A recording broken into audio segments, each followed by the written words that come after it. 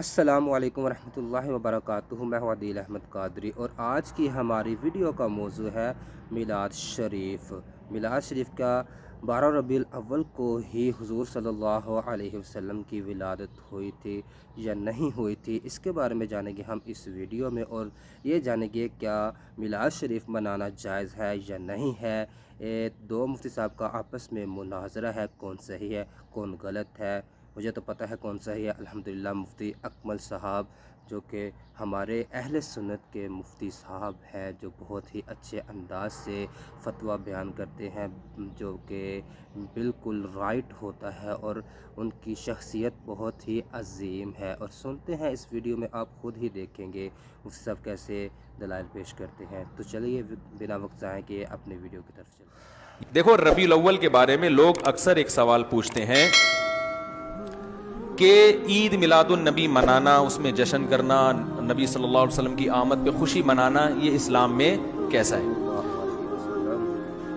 ہم رسول اللہ صلی اللہ علیہ وسلم کی سیرت دیکھتے ہیں۔ پہلی بات تو یہ کہ 12 ربیع الاول نبی کا یوم ولادت ہے، اس پر کوئی صحیح روایت موجود نہیں ہے۔ اگر ہے تو بھائی کوئی دکھا دے، بھائی یہ روایت ہے، اس کے یہ راوی ہیں، سارے ثقہ راوی ہیں، ایسی کوئی روایت موجود نہیں ہے۔ اور اس کی وجہ یہی ہے کہ اللہ تعالیٰ نے اپنے نبی کی ولادت کے دن کو امت سے چھپا لیا ہے، تاکہ اس میں خرافات، کیونکہ پچھلی امتوں نے کیا نا اپنے انبیاء کی ولادتوں کے دن کے ساتھ۔ لیکن اگر فرض کر لیں، لوگ بحث کرتے ہیں نہیں جی فلاں نے لکھا ہے تو فلاں نے لکھا ہے، چلو مان لیا کہ 12 ربیع الاول نبی کا یوم ولادت ہے، تو ہمیں رسول اللہ صلی اللہ علیہ وسلم کی سیرت میں یوم ولادت پہ کیا کرنا ملتا ہے؟ احادیث صحیحہ سے صحیح حدیث ہے کہ نبی صلی اللہ علیہ وسلم پیر کے دن کا روزہ رکھتے تھے۔ صحابہ نے پوچھا کیوں؟ آپ نے فرمایا یہ میرا یوم ولادت، پیر کو آپ پیدا ہوئے۔ اب دیکھو، پیر کو نبی نے روزہ رکھ کے یہ بتا دیا کہ اس میں عید کا تصور نہیں ہے، کیونکہ عید اور روزہ جمع بولنا پڑے گا آپ لوگوں کو، جمع نہیں ہو سکتا۔ اب اس کو سیلیبریٹ نہیں کیا جا سکتا۔ جس دن روزہ ہو جائے گا نا، اب وہ سیلیبریٹ کرنا اس کو ممکن ہے ہی نہیں، اس میں جشن کا تصور ہی ختم ہو گیا۔ جو ہماری عیدیں ہیں ان میں روزہ رکھنا جائز ہے؟ عید الفطر کو کوئی روزہ رکھے؟ بولو بھائی، اگر جس دن روزہ رکھا وہ عید نہیں ہو سکتی، جو عید ہے وہ روزے کا دن؟ کیا خیال ہے؟ عید اور روزہ ایک دوسرے کے کیا ہیں؟ اپوزٹ، کیونکہ عید ایک خوشی کا دن ہے اور اس کو سیلیبریٹ کرنا ہے۔ تو سیلیبریٹ جو کیا جاتا ہے کھا پی کے کیا جاتا ہے یا بھوکا رہ کے کیا جاتا ہے؟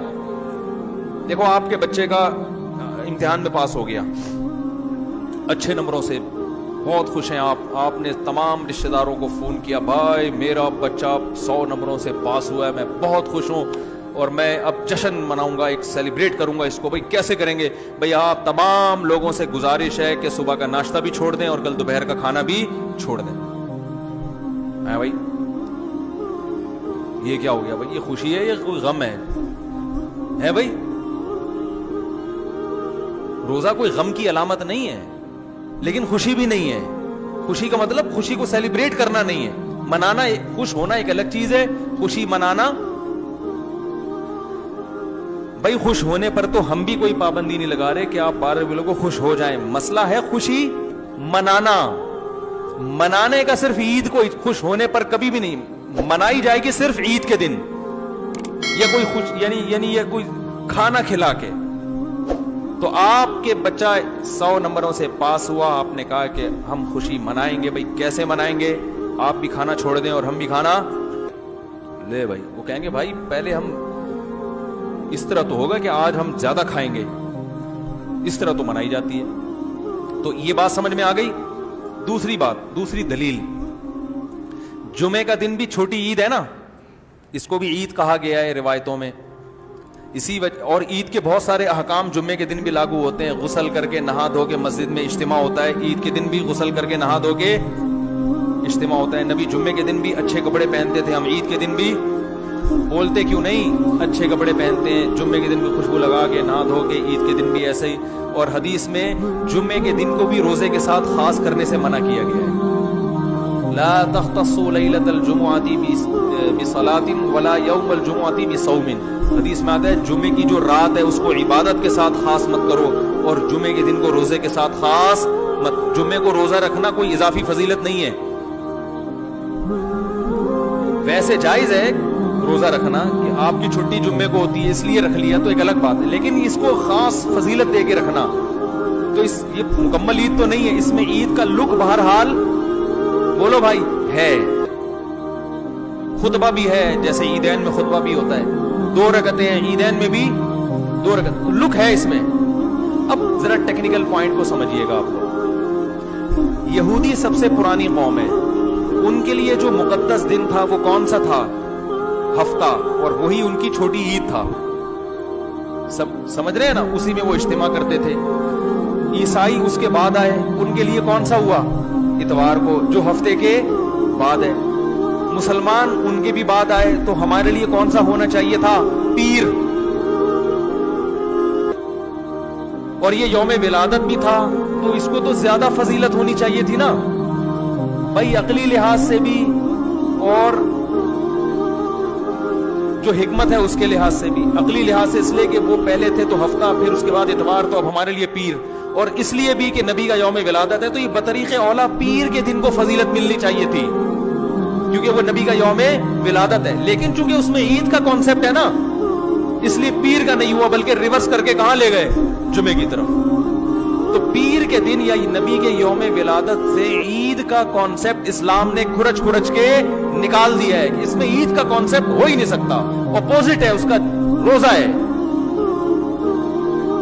بات آ رہی ہے سمجھ میں؟ اس لیے 12 ربیع الاول اگر نبی کا یوم ولادت ہے بھی تو بہت کچھ بھی اگر کرنا ہے تو روزہ رکھنا, ہم تو اس کے بھی قائل نہیں ہیں روزے رکھنے کے, کیونکہ نبی نے پیر کا رکھا ہے, 12 ربیع الاول کا نہیں رکھا. لیکن اگر آپ کو کھینچ تان کے کچھ نہ کچھ ثابت کرنا ہی ہے تو آپ اس دن کو روزے کا تو قرار دے سکتے ہیں. آپ اس دن کو سیلیبریٹ کرنا یا عید قرار دینا آپ کے لیے ممکن, قرآن و سنت نبی کی تعلیمات کے مطابق عید کا دن قرار دینا ممکن نہیں ہے, آپ ممکن نہیں ہے. دوسری بات, ابھی بات مکمل نہیں ہوئی ہے, ایک پوائنٹ اور رہ گیا. اسلام میں عیدیں صبح کے وقت ہوتی ہیں, رات کو عیدیں غیر مسلموں کی ہوتی ہیں. کرسمس زیادہ جوش و خروش سے کم منایا جاتا ہے رات کو, کیونکہ اس میں ڈھول ڈھمکے ہوتے ہیں, لائٹنگ ہوتی ہے. لائٹنگ رات کو جچتی ہے, دن میں لائٹنگ بولو بھائی نہیں. جبکہ اسلام کے جو تہوار ہیں وہ کب ہوتے ہیں؟ صبح کے وقت. صبح آپ اشراق کے وقت آؤ گے, نماز پڑھو گے, سویاں کھاؤ گے, گلے ملو گے, پتلی گلی سے نکل لو. عید الاضحیٰ میں بھی صبح آؤ گے, نماز پڑھو گے, قربانی کرو گے, گوشت کھاؤ گے, ٹھیک ہے نا. یہ سب کام تبھی فقہا نے لکھا ہے کہ مغرب کی نماز کے بعد جانور کو قربان کرنا مکروہ ہے. جائز ہے مگر مکروہ, کیونکہ شاعر اسلام میں سے دن میں ہوگا. یہ رات کو شریعت نے اس لیے نہیں رکھا کہ رات کا وقت نا گناہوں کی طرف لے جاتا ہے. جب خوشی منائی جاتی ہے تو رات کو انسان ٹریک سے ہٹنے کا خطرہ زیادہ ہوتا ہے. جبکہ 12 ربیع الاول کو جو عید منائی جاتی ہے وہ دن میں زیادہ منائی جاتی ہے رات کو. ساری لائٹنگ رات کو ہوتی ہے, سارے جو نعت اور میوزک کے ساتھ وہ سب کب ہو رہا ہے؟ رات. یہ خود اسلام کے مزاج کے خلاف ہے.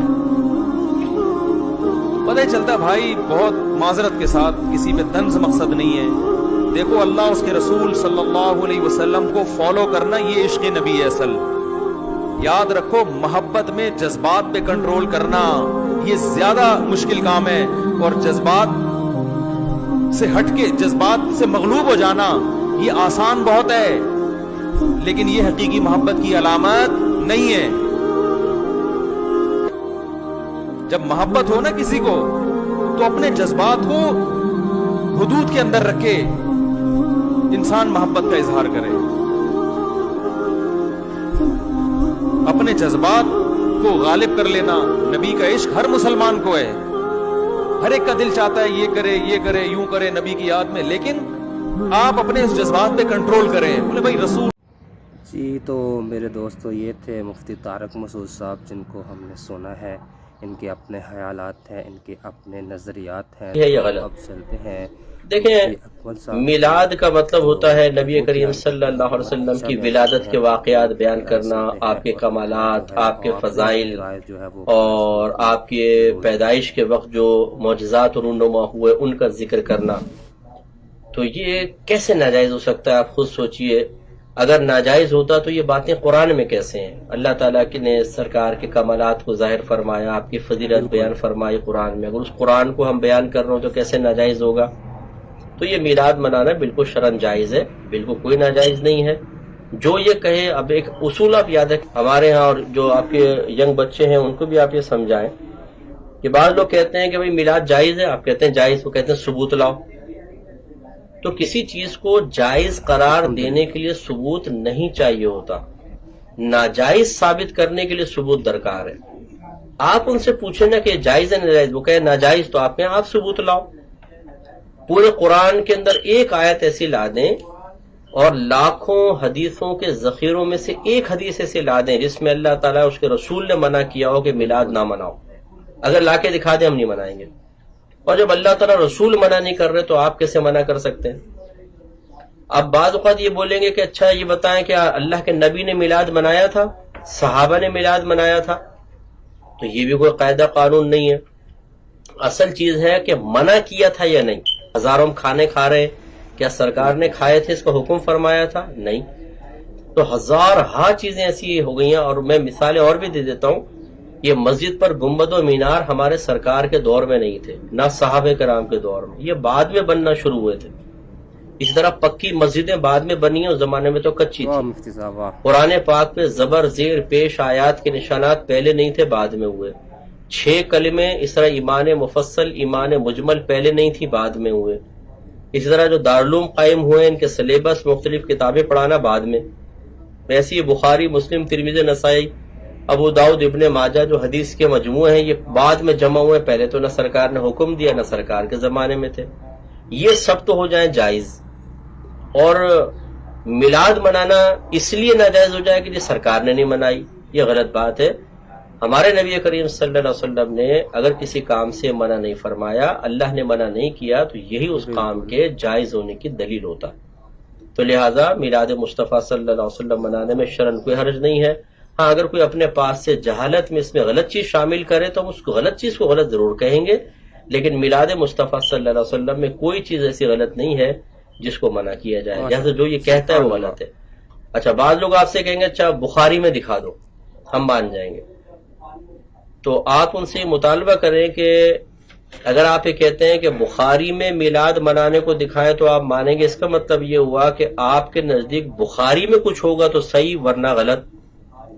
تو اب ہم آپ سے یہ سوال کرتے ہیں کہ آپ بخاری میں دکھا دیں کہ امام بخاری نے فرمایا ہو کہ میری بخاری میں کچھ ملے تو مان لینا ورنہ نہیں ماننا، یہ چیز پوری بخاری میں دکھا دیں۔ تو آپ کا ضابطہ یہ ہے کہ بخاری میں ہوگا تو مانیں گے ورنہ نہیں، تو جو آپ مطالبہ کر رہے ہیں یہ بخاری میں ہے ہی نہیں، تو اس کا مطلب آپ کا مطالبہ بھی غلط ہوا۔ تو خلاصہ کلام یہ ہے کہ اس طرح خرافات بیان کرنے والے بہت سارے ہوں گے، ان کی پرواہ نہ کریں۔ میلاد مصطفیٰ صلی اللہ علیہ وسلم بالکل جائز ہے۔ میرے آقا صلی اللہ علیہ وسلم سے پوچھا گیا کہ آپ پیر کا روزہ کیوں رکھتے ہیں، تو آپ نے ارشاد فرمایا اس لیے کہ اسی دن مجھ پہ پہلی وحی نازل ہوئی اور میں اسی دن پیدا کیا گیا۔ تو میرے آقا تو خود اپنی پیدائش کے وقت میں میلاد منا رہے ہیں۔ ایسے جب سرکار صلی اللہ علیہ وسلم کی ولادت ہوئی تو آپ کا جو چچا تھا ابو لہب، جو کافر ہی مرا ہے، اس کی لونڈی سویبہ تھی، انہوں نے آ کے اطلاع دی ابو لہب مبارک کو آپ کے ہاں بھتیجا پیدا ہوا ہے۔ تو ابو لہب نے شہادت کی انگلی سے اس کو اشارہ کیا کہ جا تو آزاد ہے۔ جب اس کا انتقال ہو گیا، یہ بخاری کی روایت ہے، تو کسی نے اس کو خواب میں دیکھ کے پوچھا کہ ما فعل اللہ بکا، اللہ تعالیٰ نے تیرے ساتھ کیا معاملہ کیا؟ تو اس نے کہا کہ ویسے تو مجھے سخت عذاب ہے، لیکن جس انگلی سے اشارہ کر کے میں نے اپنی لونڈی کو آزاد کیا تھا، جب اس کے منہ میں لیتا ہوں تو اس سے پانی جاری ہو جاتا ہے۔ تو ہمارے علماء فرماتے ہیں کہ غور کرو کہ وہ ایک کافر ہے، ہم مسلمان، اس نے اپنے بھتیجے کی خوشی منائی تھی، نبی کی نہیں۔ ہم اپنے نبی کی ولادت کی خوشی منا رہے ہیں، تو جب کافر کو جہنم میں راحت مل رہی ہے تو مسلمان کے لیے کتنا بڑا انعام ہوگا۔